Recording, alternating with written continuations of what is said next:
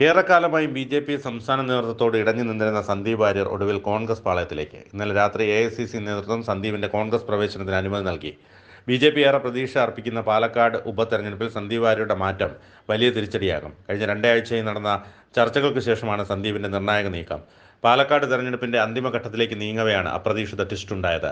രണ്ടാഴ്ചയോളം നീണ്ടുനിന്ന ചർച്ചയ്ക്കൊടുവിൽ ഇന്നലെ രാത്രി എ.ഐ.സി.സി അനുമതി നൽകിയതോടെയാണ് പ്രഖ്യാപനത്തിലേക്ക് എത്തിയത്. കഴിഞ്ഞ കുറെ വർഷമായി ഈ സംഘടനയ്ക്കകത്ത് നിന്ന് എനിക്ക് കിട്ടിയത്, ബി.ജെ.പിക്കകത്ത് നിന്ന് എനിക്ക് കിട്ടിയത്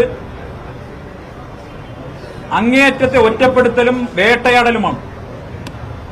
ഞാൻ ഇന്ന് ഈ നിമിഷം കോൺഗ്രസിന്റെ ആഫീസിൽ ബഹുമാനപ്പെട്ട പ്രതിപക്ഷ നേതാവിന്റെയും ബഹുമാനപ്പെട്ട കെ.പി.സി.സി പ്രസിഡന്റിന്റെയും സാന്നിധ്യത്തിൽ ഈ ത്രിവർണ്ണ ഷാൾ അണിഞ്ഞുകൊണ്ട് ഇവിടെ ഇരിക്കുന്നുണ്ടെങ്കിൽ അതിന്റെ ഉത്തരവാദി കെ സുരേന്ദ്രനും സംഘവുമാണ്.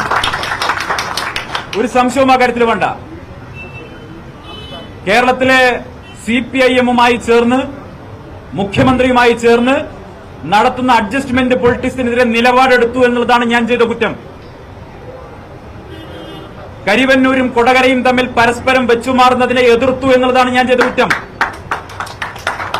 ധർമ്മരാജന്റെ കോൾ ലിസ്റ്റിൽ പേരില്ലാതെ പോയി എന്നുള്ളതാണ് ഞാൻ ചെയ്ത കുറ്റം.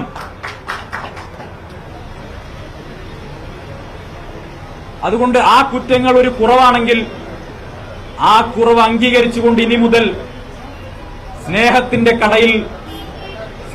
കടയിൽ ഒരു മെമ്പർഷിപ്പ് എടുക്കാനാണ് ഞാൻ തീരുമാനിച്ചത്. അങ്ങേയറ്റത്തെ വെറുപ്പും വിദ്വേഷവും മാത്രം ഉൽപ്പാദിപ്പിക്കുന്ന ഒരു ഫാക്ടറിയിൽ ഇത്രകാലം ജോലിയെടുത്തു എന്ന ജാള്യതയാണ് ഇപ്പൊ എന്നെ പേറുന്നത്.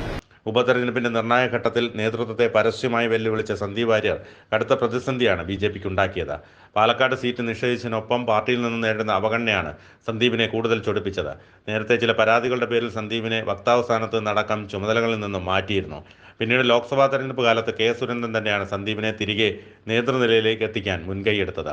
എന്നാൽ സംസ്ഥാന അധ്യക്ഷൻ കെ സുരേന്ദ്രനുമായും പാലക്കാട് സ്ഥാനാർത്ഥി സി കൃഷ്ണകുമാറുമായും ഇടഞ്ഞതോടെയാണ് സന്ദീപ് പാർട്ടിയുമായും അകന്നത്.